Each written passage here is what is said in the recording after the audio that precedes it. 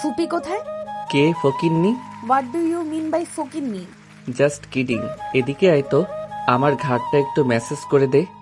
ইস, আমার ঠেকা, ভুলে যাস না আমি তোর সিনিয়র। বলেই ফুপিকে ডাকতে লাগলাম। ফুপি, ও ফুপি। ডেকে লাভ নেই, পাশের ফ্ল্যাটে গেছে। তুই এদিকে আয়, কাজ কর। আর সিনিয়র বলে বেশি ভাবনিস না, মাত্র 2 মাসের বড় তুই আমার থেকে। পারবো না, মা খিচুড়ি রান্না করে পাঠিয়েছে, খেয়ে নিস, আমি গেলাম। তুই যে কলেজ যাওয়ার নাম করে ছেলেদের সাথে ঘোরাঘুরি করিস, তোর বড়লোক বাপ জানে? নিশি চলে যেতে নিচ্ছিল, হঠাৎই রিক্ত পেছন থেকে কথাটা বলে উঠল। নিশির মনে হলো আকাশ থেকে পড়ছে। 2 হাতে কোমর চেপে রিক্তর দিকে তেড়ে গেল। এই, তুই কবে দেখেছিস আমাকে ছেলেদের সাথে ঘুরোঘুরি করতে? রিক্ত ফোন রেখে সোজা হয়ে দাঁড়ালো। হাই তুলে টি শার্টটা টেনে টুনে ঠিক করতে করতে বলল, চোরের মায়ের বড় গলা কখনো দেখেছিস? না দেখলে নিজেকে দেখে নে। কি বললি তুই? আস্তে। রিক্ত প্রমাণ ছাড়া কথা বলে না। পরশু নীল শার্ট পরা একটি ছেলের সাথে কোথায় গিয়েছিলি তুই? এবার নিশি ঢোক গিলল। কথাটা তো সত্য, ছেলেটা তো নিলয়, রিয়াদ ভাইয়ার শালক। নিশি আর নিলয় রিলেশনে আছে প্রায় 6 মাস, কিন্তু এখনো অবধি নিশি এটা একটা কাপ পক্ষীকেও জানতে দেয়নি, অতি সাবধানে থেকেছে। পরশু বার্থডে ছিল নিলয়ের, তাই অনেক রিকোয়েস্টে কলেজ থেকে লুকিয়ে বেরিয়েছিল নিশি, শুধু কেকটা কেটেই চলে এসেছে। কিন্তু রিক্ত জানলো কি করে? এটা তো অসম্ভব। ঋতু জানতেই পারে না। বুকে সাহস নিয়ে নিশি বলল, একদম মিথ্যা বলবি না, আমি পরশু কোথাও যাইনি। রিক্ত এবার চোখ বাঁকিয়ে তাকালো নিশির দিকে, হেঁটে এগিয়ে আস্তে আস্তে বলল, কোথাও না গেলে এভাবে তোতলাচ্ছিস কেন? নিশি কপালে ঘামটুকু মুছে ভয়ে ভয়ে বলল। কোথায় তোতলাচ্ছি? রিক্ত এবার তার ফোনে কিছু একটা বের করে নিশির দিকে ধরল। এটা কে? ছবিটা দেখে নিশির হাত পা সব অবশ হয়ে লাগলো, গা থেকে ঘাম ছুটতে লাগলো, গলা অস্বাভাবিকভাবে কাঁপছে। এটা ওই দিনের রেস্টুরেন্টের ছবি। ছবিতে স্পষ্ট দেখা যাচ্ছে নিশি নিলয়কে কেক খাইয়ে দিচ্ছে। এই ছবিটা ওর কাছে কি করে এলো? চোখের পানি আটকে আতঙ্কিত স্বরে নিশি পড়ল, এই এই ছবি তোর কাছে কোথা থেকে আসলো? কেটে ফেল প্লিজ, বাবা জানতে পারলে আমাকে মেরে ফেলবে। রিক্ত এবার বিদ্রুপ করে হাসলো। এতক্ষণ তো দিব্যি সাহস দেখাচ্ছিলি, এখন কি হলো সব ফুরুত? নিশি একেবারে নীরব হয়ে গেল। হঠাৎই রিক্ত নিশির কোমর চেপে নিশিকে একদম তার সাথে মিশিয়ে ফেললো। হুঙ্কার ছেড়ে বলল, এই কথা বলছিস না কেন? তুই জানিস না আমি তোকে কতটা ভালোবাসি? এরপরেও তুই অন্য একটা ছেলের সাথে কি করে রিলেশনে গেলি? বল, কি করে? নিশি রিক্তের বন্ধন থেকে ছোটাছুটির চেষ্টা করছে, কিন্তু পারছে না। রিক্তের এই সুঠাম দেহি শরীরের সাথে নিশি নিতান্তই চূর্ণপুটি। কোমরের অংশে মনে হচ্ছে ছিলে যাচ্ছে, এতটাই শক্ত করে ধরেছে রিক্ত। দুর্ধর্ষ চোখে বারবার আশেপাশে তাকাতে লাগলো নিশি। কেউ দেখে ফেললে হবে আর এক ঝামেলা। রিক্তর বুকে ধাক্কা দিতে দিতে নিশি শক্ত কণ্ঠে বলল, আমাকে ছাড় রিক্ত। নিশির কথায় রিক্ত যেন আরো শক্তি দিয়ে ধরল। তার চোখে অস্বাভাবিক লাল। আমার আড়ালে এতটা এগিয়ে গিয়েছিস আর আমাকে বুঝতেই দিসনি? তোর আইডি হ্যাক না করলে তো জানতেই পারতাম না তুই ওই বলদের সাথে এতটা এগিয়ে গিয়েছিস। কণ্ঠটা যেন ঝাঁঝা করে উঠল নিশির। চোখ খিচে আবারও শক্ত কণ্ঠে বলল, আমাকে ছাড়তে বলছি রিক্ত। রিক্ত নিশিকে ছেড়ে দিল, এরপর চেঁচিয়ে বলল, এটাই তো পারিস, বাপের মতো শুধু তেজটাই দেখাতে পারিস। তোকে পাওয়ার জন্য লেখাপড়া ছেড়ে টাকার পিছনে ছুটছি, কিন্তু তুই গিয়ে সেই টাকাওয়ালা বলদকেই বাঁচলি। হোয়াই? আমি নিলয়কে নিশি পুরো কথা বলার আগে রিক্ত ছুটে এসে নিশির গাল চেপে ধরে বলল, আমাকে ছাড়া এই মুখে অন্য কাউকে ভালোবাসার নাম নিবি তো আগুন লাগিয়ে দিব, জাস্ট আগুন লাগিয়ে দিব। রিক্ত নামের মতোই মানুষটা যে সে খুব অন্যরকম, একদম ভিন্ন ধাঁচে। রিক্তকে আমি চিনি সেই ছোটবেলা থেকে। আমার আপন ফুপির ছেলে সে। আমার থেকে বয়সে মাত্র 2 মাসের ছোট। আমার বাবারা 3 ভাই 1 বোন। আমার বাবা সবার বড়, এরপর আমার মেঝো চাচা, তারপর ফুপি। ফুপির পর হচ্ছে আকিব চাচ্চু। এলাকায় আমাদের বংশের বেশ নাম ডাক। আমাদের বাড়িটাও সবাই এক নামে চিনে, সর্দার বাড়ি হিসাবে। আমার বাবার রফিক সর্দার বেশ কঠোর ও রাগী প্রকৃতির মানুষ। আমার দাদা দাদি মারা যাওয়ার পর আমার বাবাই ওনার ছোট ভাই বোনদের লালন পালন করেছেন, সংসার দায়িত্ব নিয়েছেন, এমনকি তাদের আগে বিয়ে শাদী দিয়ে অত্যাধিক দেরি করে নিজে বিয়ে করেছেন। বাবার ছোট ভাই বোনগুলো এখনো বাবার কথায় উঠে বসে, বাবাকে ভয় পায়। আমাদের এলাকার নাম করা স্বনামধন্য মানুষের মধ্যে আমার বাবা একজন। সব বড় বড় টাকা পয়সাওয়ালা মানুষদের সঙ্গে বাবার ওঠা বসা। আমি হচ্ছি আমার বাবার একমাত্র মেয়ে, সকলের চোখের মণি। বাবা সবার শেষে বিয়ে করায় আর ফুপি ছোট হওয়ায় আমার আর রিক্তের বয়সের পার্থক্য এত কম। শুনেছি আমার মায়ের 3 বার মিসক্যারেজের বেশ অনেকগুলো বছর পর আমার জন্ম, তাই জন্য সকলের ভালোবাসাটা একটু বেশিই পাই আমি।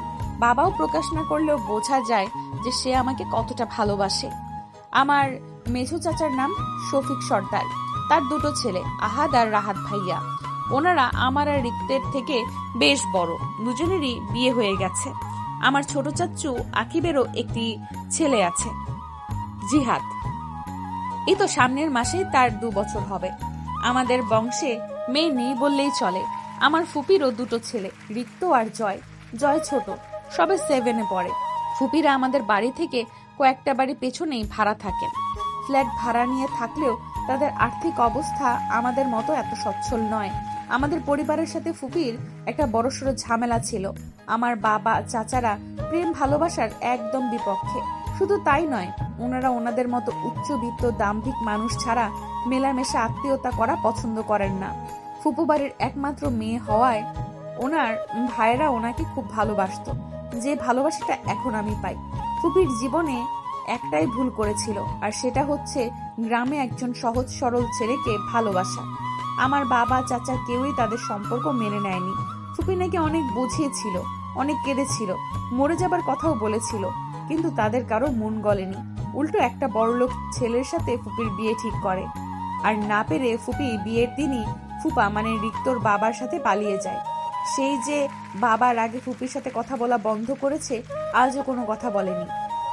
মা, চাচি, মেছো চাচা, আকিব চাচ্চু, ভাইয়েরা কেউই বাবার ভয়ে ফুপির সাথে যোগাযোগ করতো না। শুনেছি রিক্ত হওয়ার পরে ফুপিরা শহরে এসে পড়েছে। ফুপা ছোট একটা চাকরি পেয়েছিল, সেটা দিয়েই তাদের সংসার চলে যাচ্ছে। শহরে আসার পর ফুপু ইচ্ছে করেই আমাদের বাড়ির আশেপাশে থাকতে শুরু করলো, ভাইদের মানানোর চেষ্টা আর কি, এবং সফলও হলো। রিক্তকে দেখে নাকি সকলেরই মন গলে গেল, শুধুমাত্র বাবার বাদে। উনি সেই নিজের অহংকার, কঠোরতা আর সম্মানেই আটকে আছেন। আমি প্রায় শুনি মা বাবাকে বোঝায় ফুপির সাথে কথা বলতে, কিন্তু বাবার একটাই কথা, বিয়ের দিন পালিয়ে গিয়ে সে আমার মাথা যতটা ছোট করেছে, আমাকে যতটা অপমান করেছে, সেটা আমি কোনোদিনও ভুলবো না।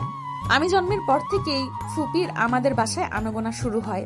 আমাদের ভাই বোনকে অধিক ভালোবাসে যে, কিন্তু বাবার সামনে আসে না। যদিও কখনো ভুল করে সামনে পড়ে যায়, চোখে পানি জমিয়ে চুপচাপ দাঁড়িয়ে থাকে। হয়তো বাবার তাকে দেখে এমন এড়িয়ে চলাটা মেনে নিতে পারে না। আমি এখন অনার্স প্রথম বর্ষে পড়ি। কলেজে যাওয়ার পথে ফুপিদের বাড়ি প্রায়ই আসা যাওয়া করতে হয় আমার। না গেলে ফুপি রাগ করে, ভীষণ ভালোবাসি কিনা, কিন্তু রিক্তের জন্য যেতে ইচ্ছে করে না।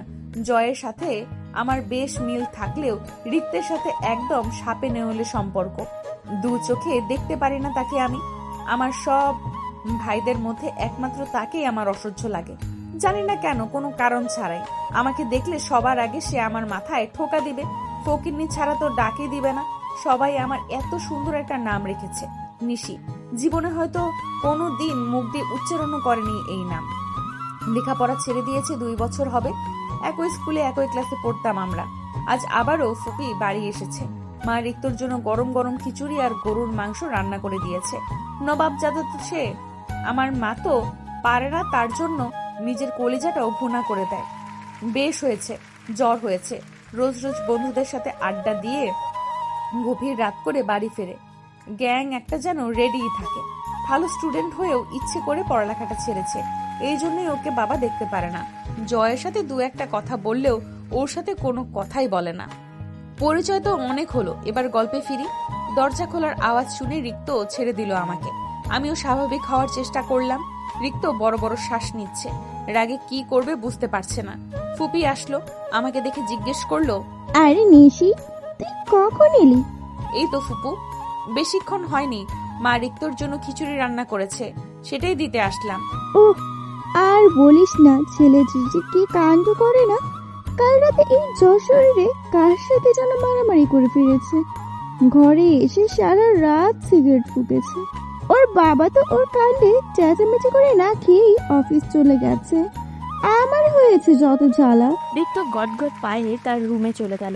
রিক্তের মা সেদিকে তাকিয়ে তাকিয়ে এটা সেটা বলতে বলতে খিচুড়ির বক্সটি নিয়ে রান্নাঘরে ঢুকলো। নিশির কেন জানি ভয় করছে। রিক্ত কার সাথে মারামারি করে ফিরেছে? নিলয়কে কিছু করেনি তো আবার? নিশি দ্রুত পায়ে রিক্তর ঘরে ঢুকলো। সিগারেটের গন্ধে পেট গুলিয়ে আসতে চাইলো তার। শ্বাস আটকে কোনো মতে বলল, রিক্ত, তুই কার সাথে মারামারি করেছিস? নিলয়কে কিছু করিসনি তো? রিক্ত আরো 3 গুণ খেপে গেল। হাতে সিগারেটটা আছড়ে মেরে ফেলে নিশির হাত টেনে ধরলো। এত দরদ কেন ওই শালার জন্য? কই আমার জন্য তো এত দরদ নেই। নিলয়ের মধ্যে কি এমন দেখেছিস যেটা আমার মধ্যে পাচ্ছিস না? দেখ রিক্ত, আমি তোকে অনেক বলেছি, তোর আর আমার কখনোই সম্ভব নয়।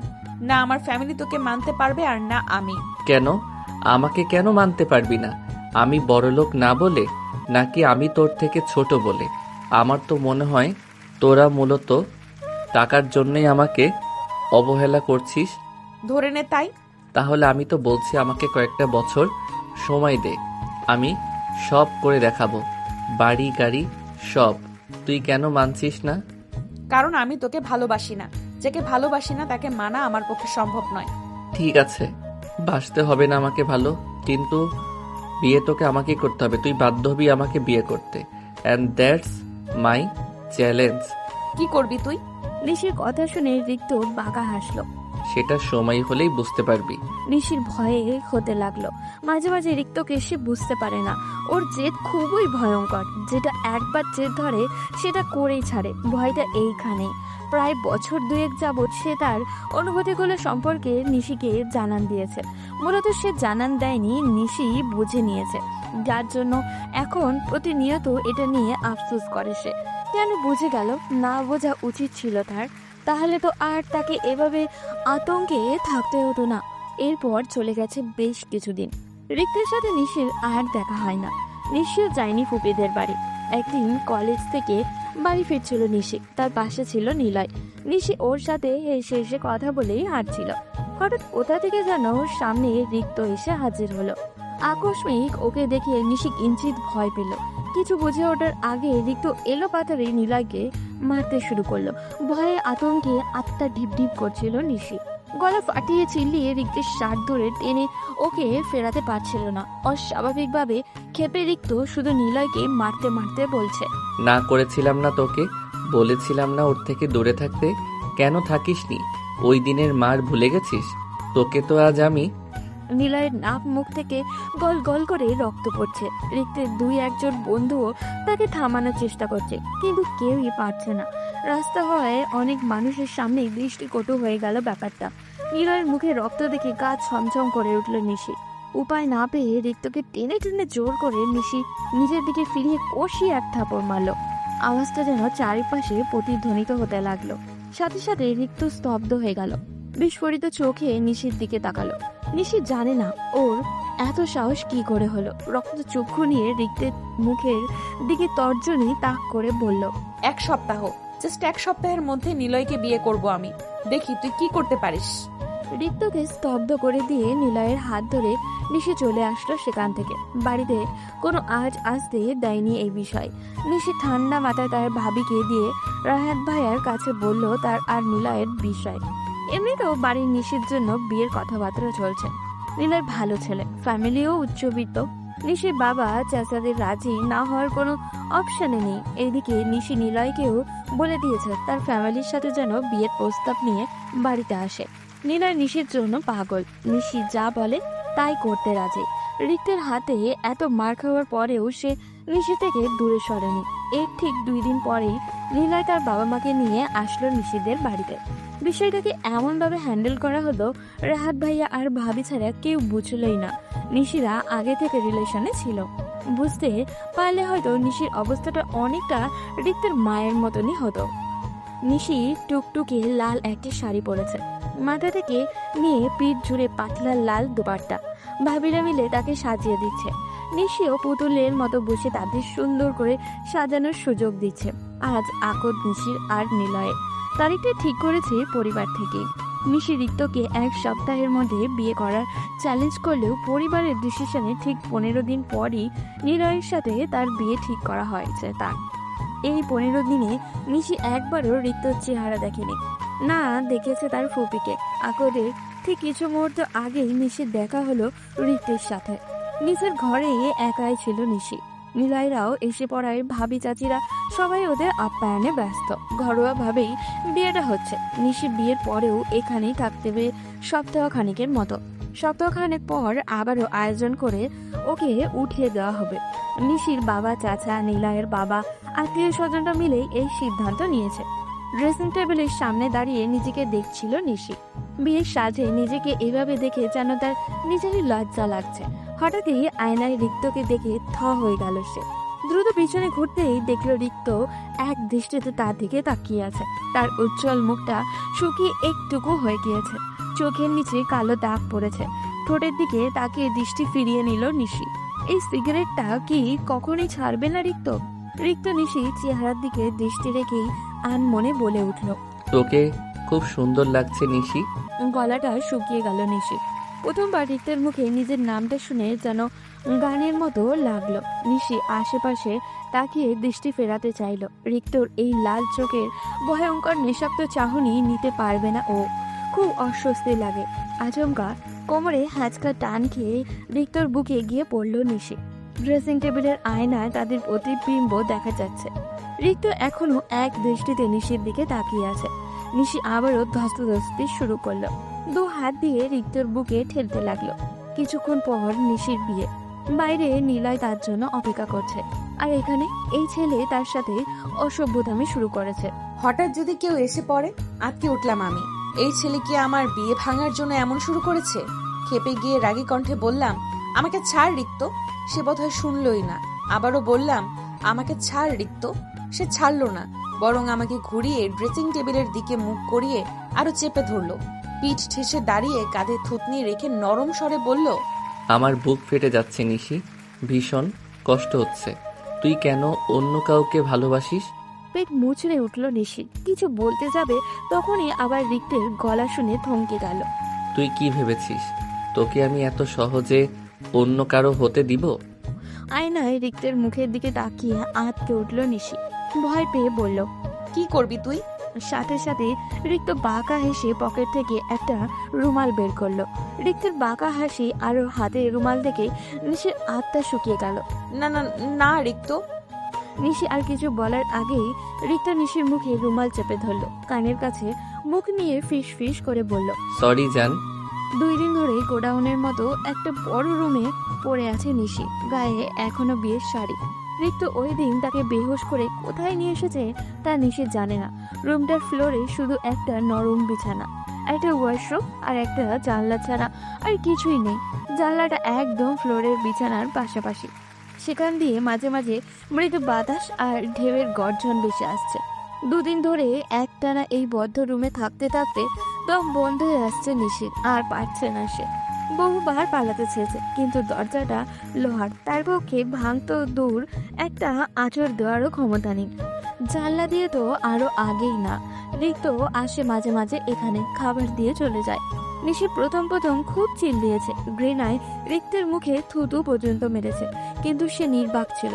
নিশি বুঝে গেছে আর চিল্লিয়ে কোনো লাভ নেই। রিক্ত না চাইলেও মুক্তি পাবে না এখান থেকে, তাই নীরব হয়ে গেছে। নিশি চুপচাপ বসে হাঁটুতে মাথা রেখে জানলার বাইরে তাকিয়ে আছে। রাত দিন কাঁদতে কাঁদতে চোখের মনে হয় পানির ছাপ পড়ে গেছে। হঠাৎ দরজা খোলার শব্দ হলো। রিক্ত এসেছে, হাতে খাবারের প্লেট। রিক্ত নিঃশব্দে নিশি পাশে দাঁড়ালো। কয়েক মিনিট দাঁড়িয়ে রইল। এক সময় কণ্ঠে গভীরতা ঠেলে শুধালো, রাতের খাবারটা খাসনি কেন? নিশি কোনো কথা বলল না। রিক্ত পুনরায় শুধালো, কয়দিন না খেয়ে থাকবি? নিশি তাও কিছু বলল না। রিক্ত এবার একটা ছোট শ্বাস ছেড়ে নিশি পাশে এসে বসলো। হাত ধুয়ে ভাত মাখাতে মাখাতে বলল, এদিকে আয়, আমি খাইয়ে দিচ্ছি। নিশি অশ্রুসিক্ত চোখে রিক্তের দিকে তাকালো। অসহায় কণ্ঠে বলল, আমাকে কেন যেতে দিচ্ছিস না রিক্ত? হ্যাঁ, যেতে দিব। এখন দিলেই বাকি। চরিত্রে যা দাগ লাগানোর তা তো লাগিয়েই দিয়েছিস। আমার কাছে তুই পবিত্র, ঠিক একটা ফুলের মতো। আমি নিলয়কে ছাড়া বাঁচবো না। রিক্ত নিশির মুখে খাবার ধরে রসিকতার সুরে বলল। তুই ওকে পেলেও বাঁচবি না, কারণ মানুষ মরণশীল। নিশি বুঝে পেল না আর কি বলবে। এর সাথে কথা বলে কি আদৌ কোনো ফায়দা আছে তার? খাবার আর কতক্ষণ মুখের সামনে ধরে রাখবো? রিক্তর গলায় একটু নড়ে চড়ে বসলো নিশি, তেজ দেখিয়ে বলল। আমি খাবো না রিক্ত। রিক্ত নিশির মুখের সামনে হাত ধরতেই রাখলো। নিশি রেগে সেই হাতে সরিয়ে দিতে রিক্ত আবারও ধরলো। নিশি আবারও সরিয়ে দিল। রিক্ত পুনরায় ধরতে আসবে তার আগেই নিশি রেগে ভাতের প্লেটটা সহ উল্টিয়ে ফেললো। রিক্ত এবার চরম খেপে গেল। খেপে গিয়ে জীবনে যেটা করেনি সেটাই করে বসলো। কষে থাপ্পড় মারলো নিশির গালে। প্রথমবার পুরুষালী হাতের থাপ্পড় খেয়ে দুখান ঝা ঝা করে উঠল নিশির গালে, মনে হচ্ছে জ্বলে যাচ্ছে। রিক্তের রাগ একটুও কমেনি, চোখ লাল করে ক্রুদ্ধ সুরে বলল। বেয়াদবি আমি একটুও পছন্দ করি না, তুই তা ভালো করেই জানিস। এরপরও তুই বারবার বারবার আমাকে বেয়াদবি করতে বাধ্য করে যাচ্ছিস। কি মনে করেছিস ভালোবাসি বলে তোর সবকিছুই সহ্য করে নিব? এবার আগুনের ফুলকির মতো জ্বলে উঠল নিশি। জ্বলতে থাকা গালে হাত রেখে চেঁচিয়ে বলল। কে বলেছে তোকে সহ্য করতে? আমি বলেছি? আমাকে তুই কেন বন্দি করে রেখেছিস? কেন আমাকে বাড়ি যেতে দিচ্ছিস না? রিক্ত শক্ত করে নিশির হাত চেপে দিয়ে হুঙ্কার ছেড়ে বলল। বাড়ি যাবি তো? ঠিক আছে চল, নিয়ে যাচ্ছি তোকে বাড়ি। আমিও দেখি 48 ঘন্টা নিখোঁজ থাকার পর তোর বড়লোক বাপ তোকে কতটা আপ্যায়ন করে, আর তোর লাভার নিলয় সেও বা তোকে ঠিক কতটা বিশ্বাস করে। এইটুকু বলে রিক্ত ক্ষিপ্ত বেগে নিশিকে বাইরের দিকে টেনে নিয়ে যেতে লাগলো। নিশি এলোমেলো শাড়ির কুচিতে পা বেঁধে পড়ে যেতে নিচ্ছিল কয়েকবার। নিজেকে কোনো মতে সামলে নিয়েছে। রিক্তের বড় বড় কদমের সাথে তাল মিলিয়ে চলতে পারছে না সে। আশেপাশেও দৃষ্টি দিতে পারছে না। রিক্ত দ্রুত হাঁটা শুরু করেছে। গাড়িতে বসে এক প্রকার উড়িয়ে রিক্ত নিশিকে বাড়িতে নিয়ে এসেছে। অতঃপর নিশিকে বাড়ির রাস্তায় ফেলেই রিক্ত হাওয়া হয়ে গেছে। গালে এক হাত রেখে অশ্রুসিক্ত নয়নে নিশি তাকিয়ে আছে তার বাবার দিকে। বাড়িতে আসতেই বাবার শক্ত হাতে চড় পড়েছে গালে। শুধু চড়ই পড়েনি, হাতের কাছে যা পেয়েছে তাই দিয়েই নিশিকে মারার জন্য তেড়ে এসেছে। নিশি কিছু বলার সুযোগ না দিয়ে বাড়ির সবাই তাকে ভুল বুঝতে লাগলো। রাত ভাইয়া বউ তো বলেই ফেললো। এই বাড়ির মেয়েদের মনে হয় রক্তেই মিশে আছে বিয়ের দিন বর ছেড়ে বাড়ি থেকে পালিয়ে যাওয়া। পালিয়ে যেহেতু যাবেই তাহলে আগেই যেত। বিয়ের দিন কেন আমার বাবা ভাইয়ের মান ইজ্জত নষ্ট করে গেল? ঘরের ড্রয়িং রুমে দাঁড়িয়েছিল নিশির বাবা, চাচা, ভাইরা সকলে। কেউ একটা কিছু বলেনি। সবাই ভেবেছে নিশি কারোর সাথে পালিয়ে গেছে। নিশি মনে মনে ভাবছে তাদের বাড়ির মেয়ের উপরে কি বাড়ির লোকেরা বিশ্বাস নেই? অবশ্য বিশ্বাসটা তার ফুপেই আগে ভেঙে দিয়েছে।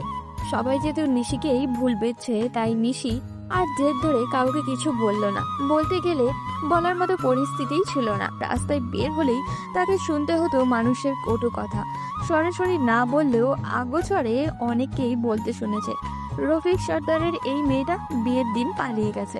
2 দিন যেন কোনো ছেলের সাথে থেকে বাড়ি ফিরেছে। মানুষের এই ধরনের কটূক্তি আর সইতে পারছিল না নিশি। বেশি কষ্ট লাগতো নিজের সাথে বাবার নামও জড়িয়ে বলায়। নিজেকে একেবারে ঘরবন্দি করে ফেলল সে। কলেজ যাওয়ার বাইরে বের হওয়া টোটালি বন্ধ করে দিল। হঠাৎ একদিন শুনল তার বাবা তার বিয়ে ঠিক করেছেন, তাও আবার এলাকার সবচেয়ে ক্যারেক্টারলেস লোক জসিমের সাথে, যে লোকের কিনা চরিত্রের আর মারধরের কারণে আগের 2 বই এমনিতেই চলে গেছে। নিশি ভেবেছিল প্রকাশ না করলেও তার বাবা তাকে খুব ভালোবাসেন, কিন্তু নিশির ধারণা ভুল ছিল। তার বাবা নিজের আত্মসম্মান, মান, মর্যাদা আর টাকা পয়সাকেই বেশি ভালোবাসে। তাই তো মা, চাচি, ভাইরা, এমনকি চাচা এসেও বোঝালেও কার কথায় তিনি রাজি হননি। উল্টে বলেছেন, জসিমের মতো লোক যে ওকে বিয়ে করতে রাজি হয়েছে এই অনেক। বিয়ে দিয়ে ঘর থেকে আপদ বিদায় করতে হবে। নিজের বাবার মুখে এমন কথা শুনে যেন পাথর হয়ে গিয়েছিল নিশি। চোখের পানির ভান্ডারও যেন ফুরিয়ে গেছে। সেদিন বুঝেছিল মেয়েদের সম্মান ঠিক কতটুকু ঠুনকো। সামান্য একটু কলঙ্কের দাগ লাগলে হাজার ঘষে মেজেও তা ওঠানো সম্ভব নয়। নাওয়া খাওয়া ভুলে গিয়েছে নিশি। যে যা বলছে তা শুধু রোবটের মতোই শুনে যাচ্ছে। নিশির মায়ের কাঁদতে কাঁদতে অবস্থা খুবই খারাপ। নিশির বাবার পা ধরে এখনো বসে আছে সে। নিশিকে জসিমের মতো লোকের সাথে বিয়ে না দেওয়ার জন্য আবেদন করছে। নিশি একটা তো শব্দও করছে না, চুপচাপ দেওয়াল লেপটে দাঁড়িয়ে আছে। রুম জুড়ে প্রতিটি বাড়ির মানুষ, এমনকি তার ফুপাও এসেছে আজকে নিশির বাবাকে বোঝাতে, কিন্তু তার বাবা নিজেকে সিদ্ধান্তে অটল, কারোর বোঝানোর ক্ষমতা নেই। এত বছর বাদে নিশি তার ফুপিকে দেখলো নিজে এগিয়ে এসে ভাইয়ের সামনে দাঁড়াতে। নিশির বাবা গম্ভীর হয়ে সোফায় বসেছিলেন। রিক্তের মা এসে সামনে দাঁড়াতেই তিনি চোখ মেলে উপরের দিকে তাকালেন। মনে হচ্ছে কথা বলতে রিক্তের মায়ের গলা কাঁপছে, তবুও সাহস নিয়ে বলল, ভাইয়া, তুমি রাজি থাকলে আমি আমার রিক্তের জন্য নিশিকে নিতে চাই। কথা দিচ্ছি, ওকে একদম নিজের মেয়ে করে রাখবো, কোনো কিছুর অভাব রাখবো না। আমার ভাতিজির চরিত্রে আর কাউকে আড়াল তুলতে দিব না। নিশির বাবার দৃষ্টি ছলছল, চেহারায় বিস্ময়। আচমকায় তিনি রিক্তের মায়ের দুহাত আঁকড়ে ধরলেন। কৃতজ্ঞতা প্রকাশ করতে গিয়েও কেঁদেও ফেললেন। একটু পর রিক্তের বাবাকেও দেখা গেল তাদের দিকে এগোতে। নিশির বাবার কাঁধে হাত রেখে বললেন, আপনি চাইলে আমরা কালকেই নিশিকে আমাদের বাড়ির বউ করে নিতে চাই ভাই। নিশির বাবা হ্যাঁ বলতে দুবারও ভাবলেন না। ঘরের সবাই যেন এতে খুশি হলো, সবচেয়ে বেশি হলো খুশ নিশির মা।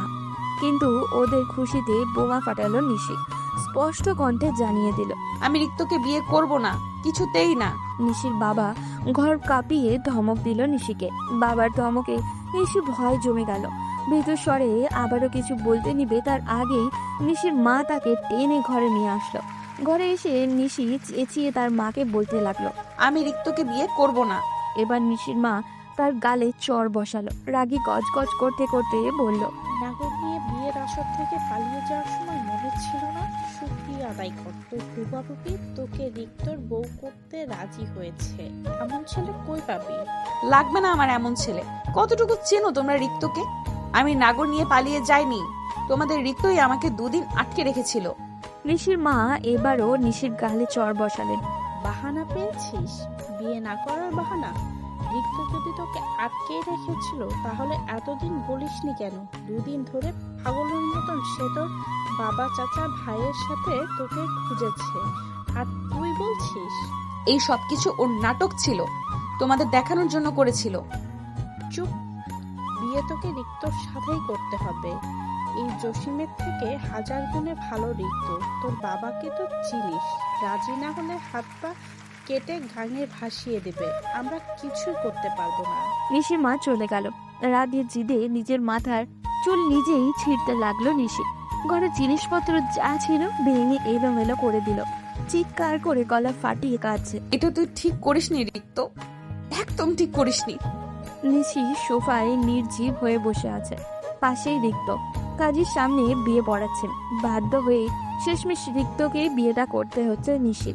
নিশি কখনো কল্পনাও করেনি রিক্ত এমন একটা পরিস্থিতি তৈরি করে তাকে বিয়ে করবে।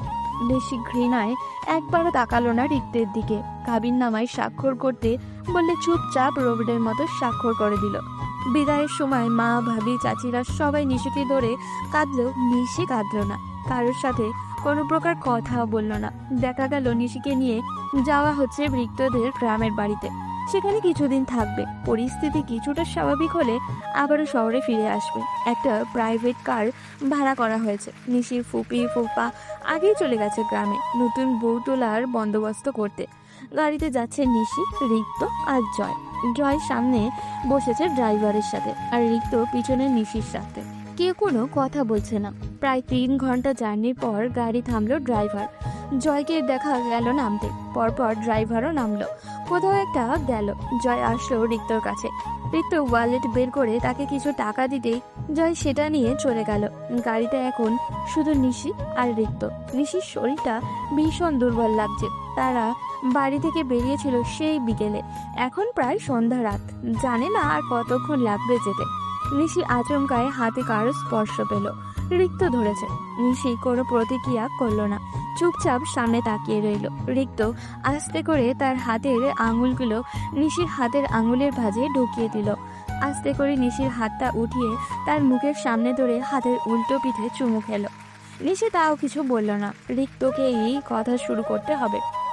আর কতক্ষণ এভাবে রোবট হয়ে বসে থাকবি? নিশি উত্তর দেয়নি।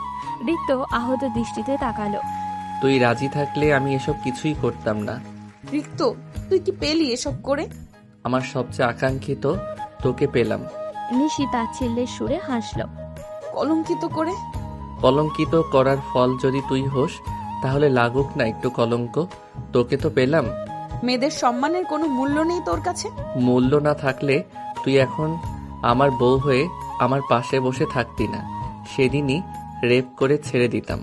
নিশি ঝাড়া দিয়ে রিক্তের হাত থেকে প্রায় নিজের হাত সরিয়ে নিল। কোনো প্রকার কথা না বলে একদম গাড়ির দরজা ঘেঁষে বসলো। রিক্তের সাথে কথা বলতেও গা জ্বলছে নিশি। জয় আসলো, হাতে চকলেট, চিপস, আইসক্রিম আরও কি সব হাবিজাবি নিয়ে এসেছে। রিক্ত সেসব এনে নিশির কোলের উপর রাখলো। নিশি সরিয়ে ফেললো। রিক্ত বলল, তোর জন্যই আনিয়েছি।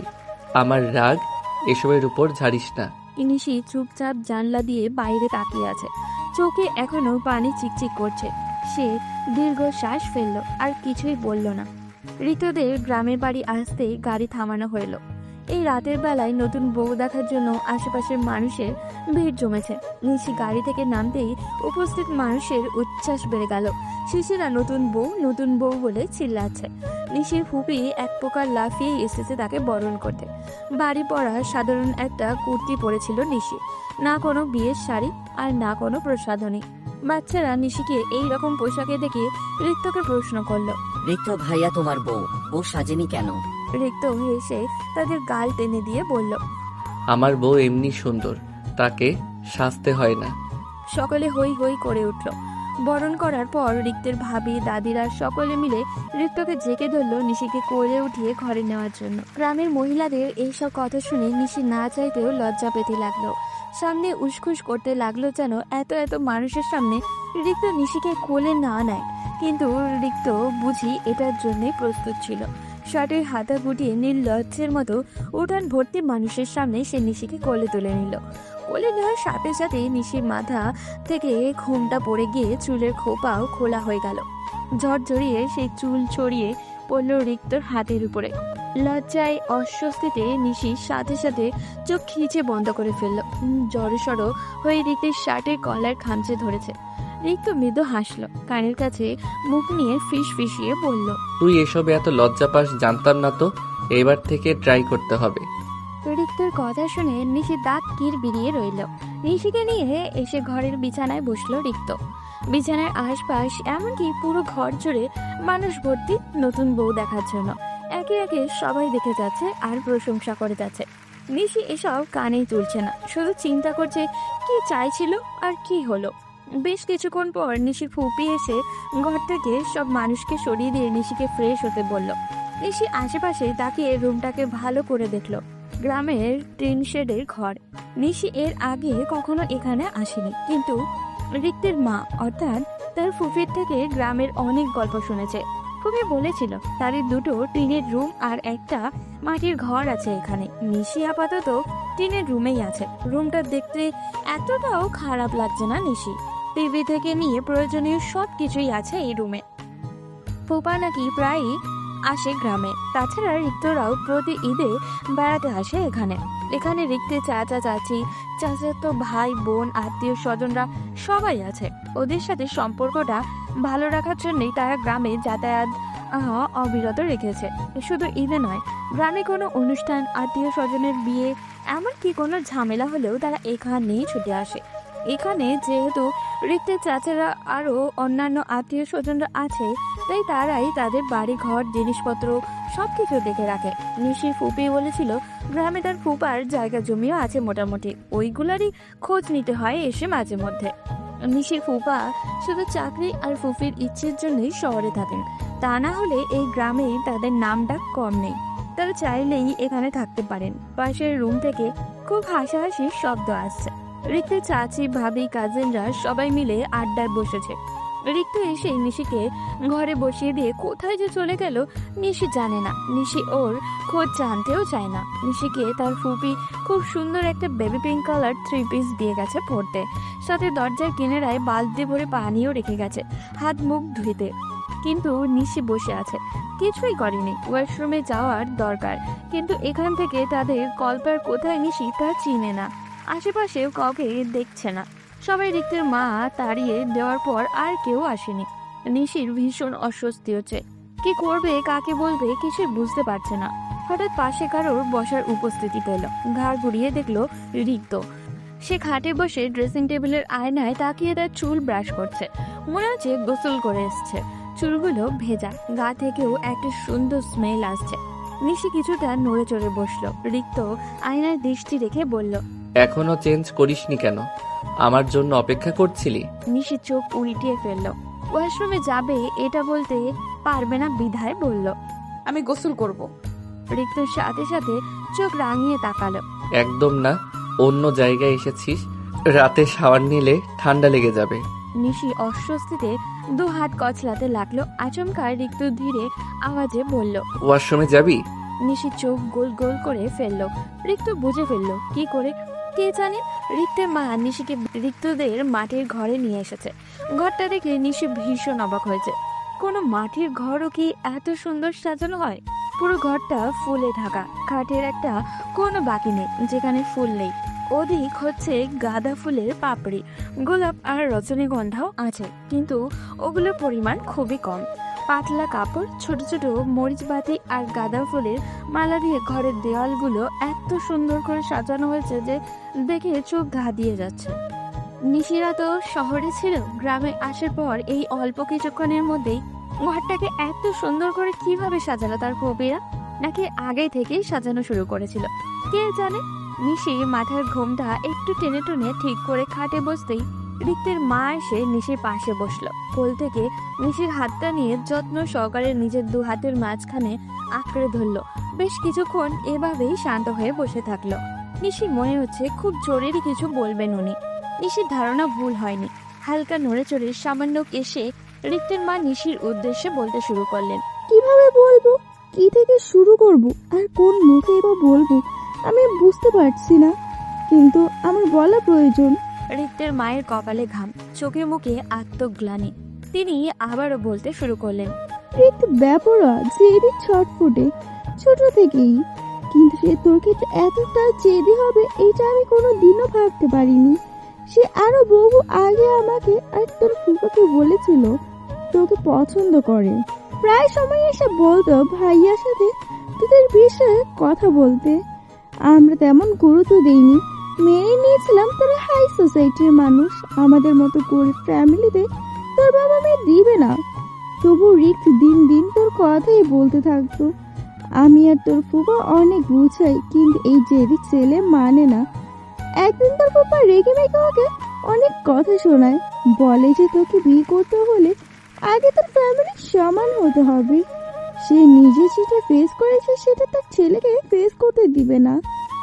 এই কথা শুনে রিক 2 বছর আগে থেকে পড়াশোনা বাদ দিয়ে টাকার পিছনে ছুটেছে।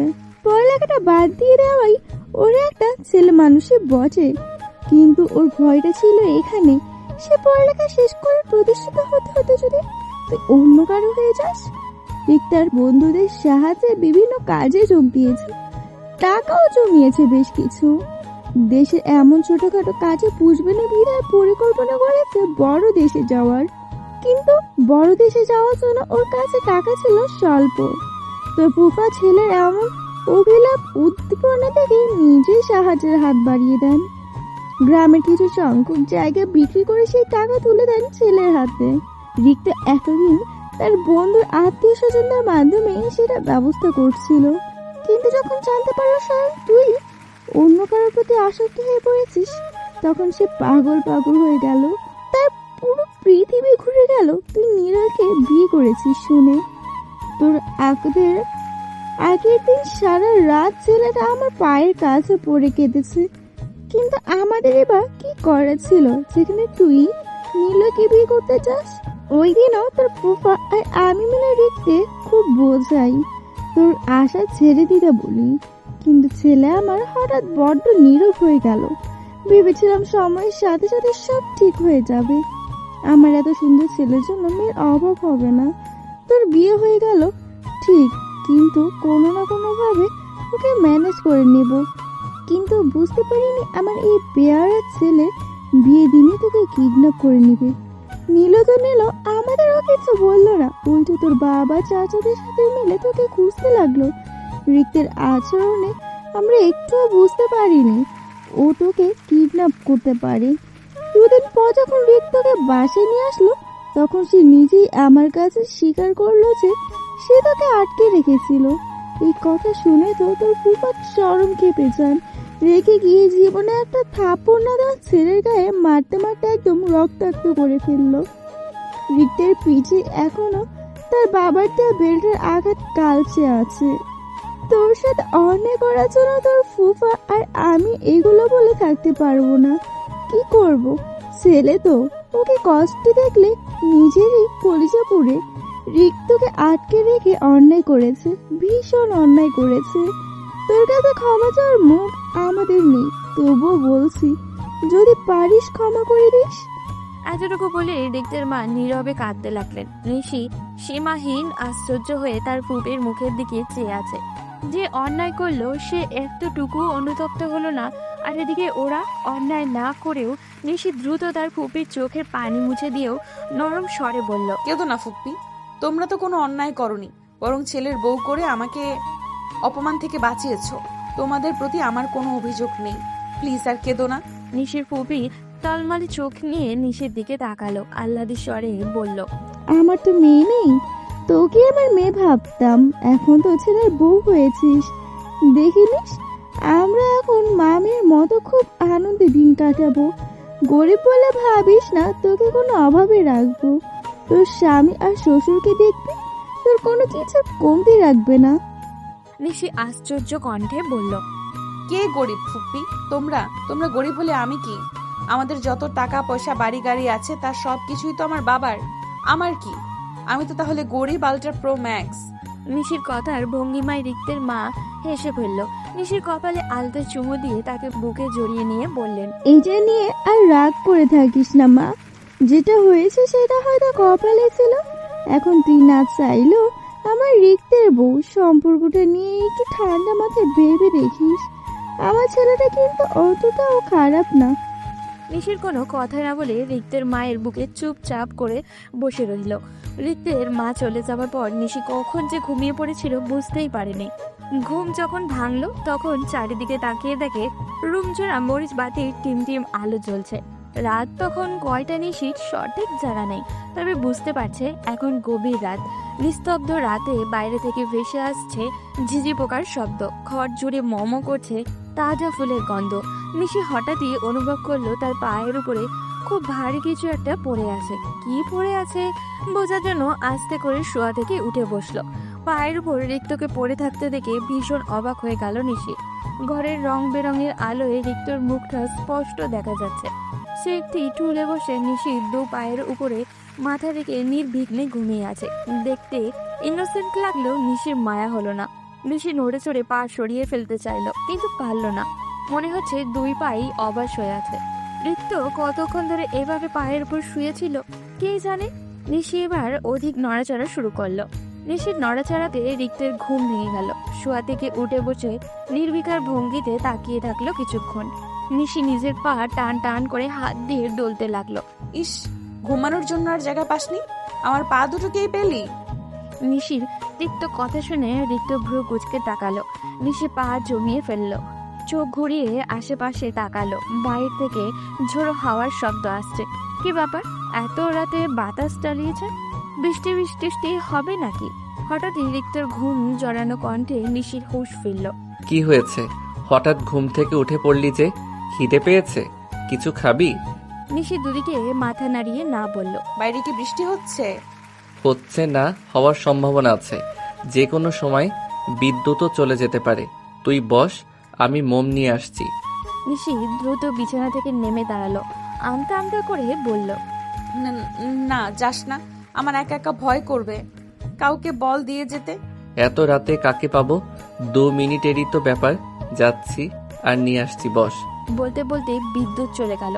গ্রামের এই এক সমস্যা, একটু বাতাস চালু হলে বিদ্যুৎ চলে যায়। রুম জুড়ে এখন তীব্র অন্ধকার। বাইরে ঝড়ের শব্দ, কেমন এক গুমট পরিবেশ সৃষ্টি হয়েছে। আস্তে আস্তে ভীষণ ভয় হতে লাগলো নিশির। অন্ধকারে তার খুব ভয় করে। নিশি হাত বাড়িয়ে ঋতুকে খুঁজতে লাগলো। রিক্ত, কোথায় তুই? আছি এখানেই। আমার ভয় করছে, তোর ফোনের ফ্ল্যাশটা জ্বালা না। চার্জ নেই আমার ফোনে, ফ্ল্যাশ জ্বলবে না, এভাবেই দাঁড়িয়ে থাক। নিশি কাঁদো কাঁদো সুরে বলল। এইভাবে কিভাবে দাঁড়িয়ে থাকবো? ভয় করছে তো। তুই কোথায়? নিশির কথায় ঋত্য যেন নিশির একটু কাছে এসে দাঁড়ালো। নিশি হাত বাড়িয়ে ঋতের কোমর অংশটাকে টি শার্ট খামচে ধরলো। একটু আলোর ব্যবস্থা কর না। কেন? আমার তো এইভাবেই ভালো লাগছে। তুই চাইলে আমাকে জড়িয়ে ধরতে পারিস। I won't mind. রেগে নিশি ঋত্যের টি শার্ট ছেড়ে দিল, কিন্তু ঋত্যকে ছেড়ে দিয়ে এবার তার আরো ভয় হতে লাগলো। হঠাৎ দরজায় করাঘাতের শব্দ হলো। অন্ধকারের এই নিস্তব্ধ ভীতু পরিবেশ শব্দটা যেন আরো ভীতু শোনালো। এবার নিশি নিজে থেকে এসে ঋত্যের পাশ ঘেঁষে দাঁড়ালো।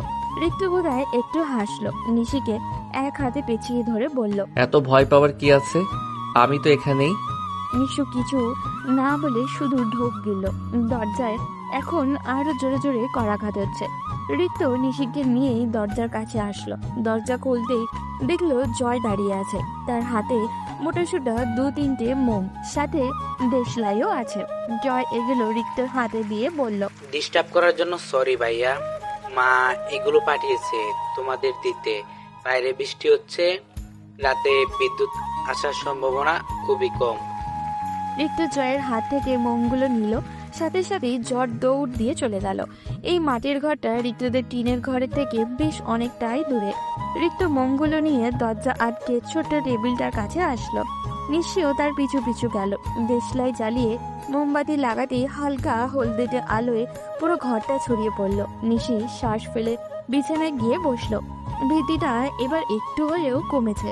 টিনের চালে ঝমঝমিয়ে বৃষ্টি পড়ছে।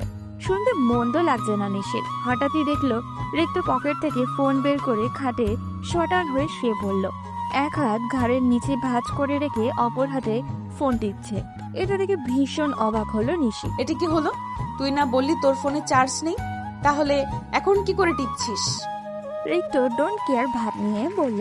হ্যাঁ বলেছি, বললেই যে কথাটা সঠিক হবে আর তোকে বিশ্বাস করতে হবে এমন তো কোনো কথা নেই। রাগে ক্ষোভে শরীর জ্বলে উঠল নিশির। একে আল্লাহ কি দিয়ে বানিয়েছে কে জানে, তেতে উঠে বলল। তাহলে তো তুই আমাকে ভালোবাসিস সেটাও সঠিক নয়, আর এটা আমাকে বিশ্বাস করতে হবে এমনও কোনো কথা নেই। ঋতু ফোন রেখে হাঁচকা টানে নিশিকে তার বুকে নিয়ে ফেলল। কোমরে এক হাতে শক্ত করে চেপে ধরে অপর হাতে নিশির গাল রেখে বলল। এটা সঠিক প্রমাণ করার জন্য আমাকে কি করতে হবে বল? ঋতুর এত নিকট এসে নিশির হৃদস্পন্দন বেড়ে গেল। ঘন ঘন শ্বাস ফেলে বলল। কিচ্ছু করতে হবে না, আমাকে ছাড়। ঋতু ছাড়ল না, বরং নিশিকে বিস্ফোরিত করে দিয়ে গালে গভীর করে একটা চুমু বসালো। নিশি ঘাবড়ানোর স্বরে বলল। বেশি বাড়াবাড়ি হয়ে যাচ্ছে রিক্ত। নিশিকে কিছু বলার সুযোগ না দিয়েই ঋক্ত নিশিকে তার নিচে ফেলে একদম বিছানার সাথে পিষে ধরল। বাড়াবাড়ি তো সবসময়ই করি, শেষবার না হয় আর একটু বাড়াবাড়ি করে যেতে দে। নিশি ছটফট করতে করতে বলল। শেষবার মানে? রিক্ত নিশির মুখে একটা ফু দিয়ে কপালে পড়ে থাকা ছোট ছোট চুলগুলো সরিয়ে দিয়ে বলল। আগামী 2-3 মাসের মধ্যে কুয়েত চলে যাচ্ছি, প্রতিষ্ঠিত না হয়ে ফিরবো না। যাওয়ার আগে এমন কিছু করে যেতে চাই যেন তুই আমার থেকে পালাতে না পারিস। মানে? মানে একটা বেবি চাই আমাদের, যেটার প্রসেসিং আজ এই মুহূর্ত থেকে শুরু। আজকের পর হয়তো তুই আমাকে আরো বাজে ভাবতে পারিস, কিন্তু এটা ছাড়া তোকে আটকে রাখার জন্য আমার কাছে আর কোনো অপশন নেই। আই এম সরি, সবাই তো নায়কই হয়, আমি না হয় ভিলেন হলাম। এই বলে রিক্ত নিশির গলায় মুখ ডোবালো। অজস্র চুমু দিতে লাগলো সেখানটায়। নিশি কুকুরে উঠল। কি হচ্ছে বোধগম্য হতেই রিক্তকে উপর থেকে সরাতে চাইলো নিশি।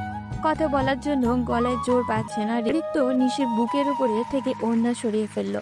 কামিজের ফাঁক দিয়ে উন্মুক্ত ফেটে হাত রাখলো। নিশির চোখে পানি টলমল করছে। বেচা কণ্ঠে বলল। কি করছিস রিক্ত? এরপর থেকে তুই আমার চোখে আরো নিচে নেমে যাবি। নামতে দে, তোকে নিজের কাছে রাখার জন্য আমি দুনিয়ার সবচেয়ে নিকৃষ্ট মানুষ হতেও প্রস্তুত। রিক্তের গায়ের টি শার্টটা খুলে ফেললো। তারপর উত্তপ্ত স্পর্শ বিচরণ করতে লাগলো নিশির সর্বাঙ্গে। নিশি থেকে কেঁপে উঠছে। রিক্তকে বাধা দিয়েও কোনো লাভ হচ্ছে না। সে খুব জেদি। মানছে না। আজকের পর হয়তো নিশি রিক্তকে আরো বেশি করে ঘৃণা করবে, কিন্তু তাতে কি? রিক্তের যেন নিশিকে কষ্ট দিয়েই শান্তি। নিস্তব্ধ রাত, বাইরে অধিক বৃষ্টির শব্দ, ঘরে ঠান্ডা পরিবেশ, ফুলের সুবাস, প্রকৃতিও যেন আজ রিক্তের সঙ্গ দিয়েছে। নিশির এতটা গভীরে এসে রিক্ত আরো উন্মাদ হয়ে গিয়েছে। তার স্পষ্ট আগের তুলনায় অধিক গভীর হয়েছে। নিশি কাঁদছে, প্রচুর কাঁদছে। ব্যথার তাড়নায় রিক্তের পিঠ বাহু খামছে, ঝাঁঝরা করে ফেলেছে। তাও রিক্তের কোনো হুঁশ নেই। সে নিজেকে সামলাতে অপারগ। ভোর রাত, গায়ে চাদর জড়িয়ে ফুপিয়ে ফুপিয়ে কাঁদছে নিশি। রিক্ত নিশিকে পেঁচিয়ে ধরে মাথা চুল হাতে বুলাচ্ছে। নিশিকে শান্ত করতেই চাইছে, কিন্তু নিশি শান্ত হচ্ছে না। বারবার ঠেলে তার হাত চুল থেকে সরিয়ে ফেলছে। সর এখান থেকে, তুই খারাপ, খুব খারাপ, ভীষণ খারাপ। রিক্তর গলার স্বর অত্যন্ত কোমল। সে নরম স্বরে বলল, ওকে আমি খারাপ, দুনিয়ার সবার থেকে খারাপ আমি। থাম এখন। তোকে আমার থেকে সরতে বলছি, ঘেন্না হচ্ছে তোকে আমার। রিক্ত সরে নয় বরং নিশিকে তার বুকে গভীর করে জড়িয়ে ধরল। ঘৃণা করতে করতে এক সময় ভালোবেসে যাবি, ব্যাপার না। রিক্তের উন্মুক্ত বুকে মাথা থেকে আছে নিশি। নিশি ধস্তাধস্তি শুরু করেছে। গায়ে এক চুলও শক্তি নেই। এতক্ষণ কোমল থাকলেও রিক্তের স্বর এবার গম্ভীর শোনালো। ঘুমা, সকাল হতে দেরি আছে। নিশি দাঁত কিরমির করে বলল। সারা গা জ্বলে যাচ্ছে আমার, কি করে ঘুমাবো? ঠিক হয়ে যাবে সকালে। নিশি তাও নড়াচড়া করছে। রিক্ত এবার নিশির হাত পা সমেত শক্ত করে পেঁচিয়ে ধরল, যেন নড়তে না পারে। এক সময় মাথায় আলতো করে হাত বোলাতে লাগলো। নিশি আরাম পেয়ে কখন যে ঘুমিয়ে পড়েছে বুঝতেই পারেনি। 1 মাস পর ডাক্তারি চেম্বারে বসে আছে নিশি, পাশে রিক্ত। হাতে প্রেগন্যান্সি টেস্টের রিপোর্ট স্পষ্ট নেগেটিভ লেখা, যা দেখে রিক্তের মনটা ভেঙে গেল। এই মাসে 2-3 বারের উপরে প্রেগন্যান্সি টেস্ট করা হয়েছে নিশি, প্রতিবারই ফলাফল শূন্য। গ্রাম থেকে শহরে এসেছে প্রায় 15 দিনের উপরে হবে। ঋতু খুব করে চাইছে একটা বেবি নিতে, কিন্তু নিশি চাইছে না, যার জন্য এক প্রকার জোর করেই ডাক্তারের কাছে নিয়ে আসে রিক্ত নিশিকে। প্রতিবারই নিশি রিক্তের সাথে প্রচুর রাগারাগি করে। চেম্বার থেকে বের হয়ে এবারও করতে লাগলো। কি পেয়েছিস তুই আমাকে? 2 দিন পর পর ডক্টরের কাছে নিয়ে আসিস। আমি বলছি না আমার বাচ্চা চাই না। রিক্ত কথা বলছে না, চোখ মুখ গম্ভীর করে রিক্সায় এক পাশে বসে আছে। নিশি তার মতো রাগ দেখিয়েই যাচ্ছে। হঠাৎ রিক্ত নিশির দিকে তাকালো, নিশিকে স্তব্ধ করে দিয়ে বলল, তুই কি পিল খেতি? সাথে সাথে কথা বন্ধ হয়ে গেল নিশি। গলা অটোমেটিক শুকিয়ে গেল, কপালে বিন্দু বিন্দু ঘাম জমাট বেঁধেছে। ঘাবড়ানোর সুরে বলল, কি বলছিস? পিল খেতে যাব কেন? রিক্তের চোখ লাল, কণ্ঠে স্পষ্ট ক্রোধ। সত্যি করে বল। নিশি শাড়ির আঁচল দিয়ে কপালের ঘাম মুছল, ভয় লুকিয়ে স্বাভাবিক কণ্ঠে বলল, পিল খাবো কেন? আমাকে কে পিল এনে দেবে? তুই তো বাইরে যেতে দিস না। তোতলাচ্ছিস কেন তাহলে? নিশির এবার ভয় হতে লাগলো। মিথ্যা বললে নিশি সব সময় তোতলায়, আর সেটা রিক্তর সামনে, যার জন্য রিক্ত অনায়াসে নিশির মিথ্যাটা ধরে ফেলে। এবারও তার ব্যতিক্রম হলো না। আকাশ চুম্বি রাগ নিয়ে রিক্ত নিশির হাত চেপে ধরল। রিক্সা গন্তব্যস্থানে পৌঁছানোর আগ পর্যন্ত ধরেই রাখলো। বাড়ির সামনে আসতেই রিক্ত ভাড়া মিটিয়ে নিশিকে টেনে হিচড়ে বাড়ির ভিতরে নিয়ে যেতে লাগলো। নিশি তো ভয় কাঁপছে, কি হবে ভাবতেই আত্মা শুকিয়ে যাচ্ছে ওর। ড্রয়িং রুমে রিক্তের মা ছিল। নিশিকে এভাবে টেনে নিয়ে যেতে রেখে সেও পিছু পিছু ছুটে আসলো। ঘরে এসে রিক্ত নিশির হাত ছেড়ে দিল। পুরো ঘর তছনছ করে কিছু একটা খুঁজতে লাগলো। রিক্তের মা চেঁচিয়ে জিজ্ঞাসা করলো, কি খুঁজছিস এভাবে? রিক্ত উত্তর না দিয়ে তার কাজ চালিয়ে যাচ্ছে। ড্রেসিং টেবিলের বিছানা, আলমারি, প্রতিটি ড্রয়ার এলোমেলো করে ফেলেছে। অবশেষে তোষকের নিচ থেকে পেয়ে গেল সেই কাঙ্ক্ষিত জিনিসটি, যা দেখে আগুনের ঘোলা থেকে ওই নিশির সামনে এসে দাঁড়ালো রিক্ত। ওষুধগুলো দেখিয়ে বলল, এগুলো কি? এগুলো কি? রিক্তের কথা শুনে নিশি ভয় পাচ্ছে। শাড়ির আঁচল চেপে ধরে মাথা নত করে আছে। রিক্ত এবার হুঙ্কার ছাড়লো। কি হলো, কথা বলছিস না কেন? রিক্তের হুঙ্কারে নিশি সহ পুরো ঘরই মনে হচ্ছে কেঁপে উঠলো। নিশি কাঁপা স্বরে বলল, আমি বেবি চাই না। নিশির কথায় মাঝে মধ্যেই ঠাস করে একটা চর বসিয়ে দিল রিক্ত। তার সামলাতে না পেরে একেবারে ফুপির উপরে গিয়ে পড়ল নিশি। রিক্তের মা নিশিকে আঁকড়ে ধরতে নিশি ডুকরে কেঁদে উঠল। তিনি নিশির চর দেওয়া কালে হাত বুলিয়ে, এই ছেলে তুই আমার ভাইকে মারছিস কেন? রিক্ত ফুসতে ফুসতে বলল। তোমার ভাইজিকে বলো, সে এত সাহস কোথায় পেল? ছোট মানুষ না বুঝে করে ফেলেছে, তাই বলে তুই গায়ে হাত তুলবি? ছোট মানুষ হলে এমন একটা কাজ কি করে করলো, তাও আমার থেকে লুকিয়ে? তোকে দেখিয়ে করলে তুই বুঝি ওকে আস্ত রাখতি? সবে বিয়ে হয়েছে, এখনই কিসের নানি দাদির মতো বাচ্চা বাচ্চা করছিস? বছর 6 মাস যাক, এরপরে না হয়। উফ মা প্লিজ, তুমি আর ওকে মাথায় উঠিও না, যাও ঘর থেকে, আমার ওর সাথে কথা আছে। এই কথা শুনে নিশি রিক্তের মাকে আরো জোরে চেপে ধরল। মাথা দুদিকে নাড়িয়ে তাকে যেতে নির্দেশ করছেন নিশি। রিক্তের মা বুঝলো নিশিকে চেপে ধরে বলল, আমি যাব না কোথাও, তুই যা এখান থেকে, মাথা ঠান্ডা করে ফিরিস। মেয়েটার গালটার কি অবস্থা করেছিস, বদমাশের বাচ্চা! রিক্ত খেপে ঔষধগুলো হাতে নিয়েই চলে গেল। আধা ঘন্টা হয়ে গেছে, এখনো ফুপিয়ে ফুপিয়ে কাঁদছে নিশি। এই নিয়ে দ্বিতীয়বার থাপড় মেরেছে রিক্ত ওকে। রিক্তের শক্ত হাতের চড়গুলো এত ব্যথা লাগে যে একেবারে গাল জ্বলে যায়। মারে তো মারে, একটু আস্তে করেই তো মারতে পারে তো নাকি? তা না, একেবারে শরীরের সব শক্তি দিয়ে মারবে। নিশি ফুপিয়ে নিশির গালে বরফ ঘষে দিতে দিতে বলল, জানিস তো ওর জিদ বেশি, কেন রাগিয়ে দিস? এমন একটা দুঃসাহস না দেখালে কি চলছিল না? আর সে যে আমার সাথে বারবার বাজে ব্যবহার করে সেটা দেখো না। বকা দিলাম তো, তোর সামনেই না দিলাম, এখন আমি কি ওই দামড়া ছেলেটার গায়ে হাত উঠাবো? নিশি গাল ফুলিয়ে বলল, কিচ্ছু করতে হবে না তোমাদের, আমাকে আমার বাপের বাড়িতে রেখে আসো। হ্যাঁ, এই অপরাধে ওরা বাপ ছেলে মিলে আমাকেও আমার বাপের বাড়িতে রেখে আসুক। নিশি ফিক করে এসে দিল। তাহলে তো ভালোই হবে, দুজনের বাপের বাড়ি যেহেতু এক, সানন্দে দিন কাটিয়ে দেব। ঘুমের মধ্যে কারোর উত্তপ্ত স্পর্শ পেতেই ঘুম ভেঙে গেল নিশির। কোনো মতে চোখ মেলে তাকিয়ে দেখে রিক্ত তাকে পেঁচিয়ে ধরে গলায় নাক ঘষছে।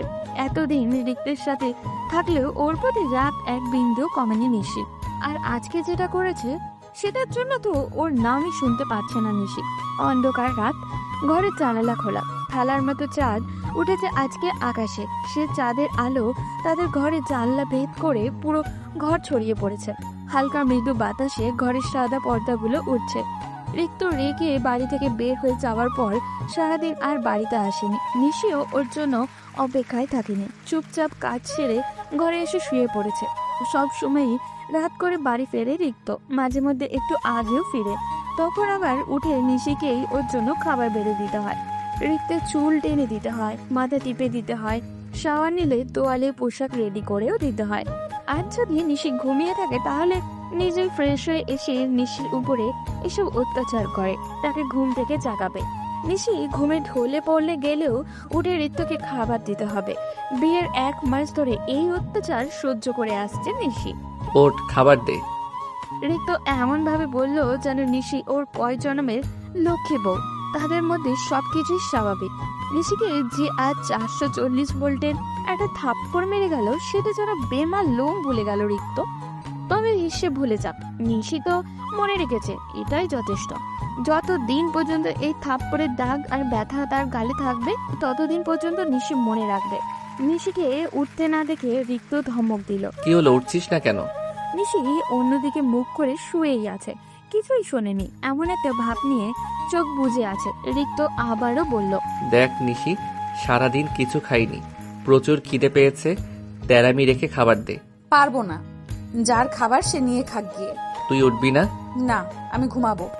বের করছি তোর ঘুম। এতটুকু বলেই রিক্ত নিশিকে বিছানা থেকে টেনে তুলে পাজা কোলা করে উঠিয়ে নিল।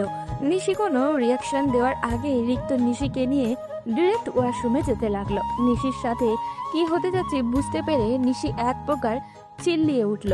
রিক্তের কোল থেকে নামার জন্য যুদ্ধ শুরু করলো। রিক্ত বাঁকা কণ্ঠে বলল, এখন ঘুম পাচ্ছে না? আমার সাথে শাওয়ার নিলে ঘুম কোথায় যাবে টেরও পাবি না। না, আমি এখন মরে গেলেও শাওয়ার নিব না, আমাকে নামা। কেন? তেরামি করার সময় মনে থাকে না? তুই এখন এই মুহূর্তে আমার সাথে শাওয়ার নিবি, আমিও দেখব তোর চোখে কত ঘুম। রিক্ত, রিক্ত প্লিজ। বলতে বলতে রিক্ত নিশিকে ওয়াশরুমে নিয়ে এসে পড়ল। নিশিকে কোল থেকে নামিয়ে ঝর্ণা ছাড়তে যাবে তখনই নিশি ছুটে পালাতে চাইল, কিন্তু রিক্ত টাইট করে ধরে রাখলো। নিশি কাঁদো কাঁদো সুরে বলল, প্লিজ রিক্ত, আমাকে এখন ভেজাস না। আমি খাবার বাড়ছি তোর জন্য। রিক্ত রাগী কণ্ঠে বলল, বাড়তে হবে না, আমার খাবার মোট চলে গেছে। আমি খাইয়ে দিব। রিক্ত ভ্রু উঁচিয়ে তাকালো। সত্যি? নিশি উপর নিচে মাথা নাড়ালো। যা, খাবার বার, ফ্রেশ হয়ে আসছি। নিশি ছুটে পালালো। রাত 2টো তো হবেই। নভেম্বর মাসের শেষ দিক, এমনিতেই ঠান্ডা পড়েছে। এই ঠান্ডায় এত রাত করে শাওয়ার নিলে নিশিকে পাওয়া যেত কিনা সন্দেহ আছে। রিক্তকে ইচ্ছা মতো বকতে বকতে নিশির শাড়ির আঁচল কোমরে বেঁধে খাবার গরম করতে লেগে পড়লো। শয়তান, অসভ্য, ইতর, বদমাস, ডেইলি আমাকে এইভাবে জ্বালাবে। কালকে সকালেই বাবার বাড়িতে চলে যাব আমি। নিশিও খাবার গরম করে টেবিলে রাখতে রাখতে রিক্ত গোসল করে এসে পড়ল। হাতে টাওয়ালটা নিশির মুখের উপর ছুঁড়ে মেরে চেয়ার টেনে বসলো। বিরক্তিতে চোখ মুখ কুঁচকে এলো নিশি। তা কিরমির করিয়ে রাগটা কন্ট্রোল করে প্লেটে রিক্তের জন্য খাবার বেড়ে দিল। সবকিছু সামনে গুছিয়ে ঠিকঠাক করে রেখে নিশি চলে যেতে নিবে, তখনই রিক্ত ওর হাত টেনে ধরল। নিশি ভ্রু কুঁচকে তাকাতেই বলল, ওয়াশরুমে কি বলেছিলি ভুলে গেছিস? অবশ্য তোর ভুলে যাওয়ার বদঅভ্যাস আছে। ব্যাপার না, আমি মনে করিয়ে দিচ্ছি। তুই তখন বলেছিলি আমাকে খাইয়ে দিবি, এখন না খাইয়ে কোথায় পালাচ্ছিস? নিশির রাগে গা গজগজ করছে। হাত ধুয়ে রিক্তকে খাওয়াতে লাগলো। অসভ্যটা ইচ্ছে করে করে আমার হাতের আঙুলে ওই ঠোঁট ছুঁয়ে খাবার মুখে নিচ্ছে। মুখ বুজে এমন তৃপ্তি করে খাচ্ছে, মনে হচ্ছে পৃথিবীর সবচেয়ে সুস্বাদু খাবার খাচ্ছে। ওর ঠোঁট দুটো আমার আঙুলে ছুঁয়ে দিতেই গা শিরশির করছে, আমার শরীরের পশম সব দাঁড়িয়ে যাচ্ছে। বেশ সময় নিয়ে আস্তে ধীরে খাবার খাচ্ছে রিক্ত। রাগে শরীর জ্বলে গেলেও কিচ্ছু বলতে পারছি না। অন্য সময় হলে তো ঠিকই খেয়ে দ্রুত উঠে যায়।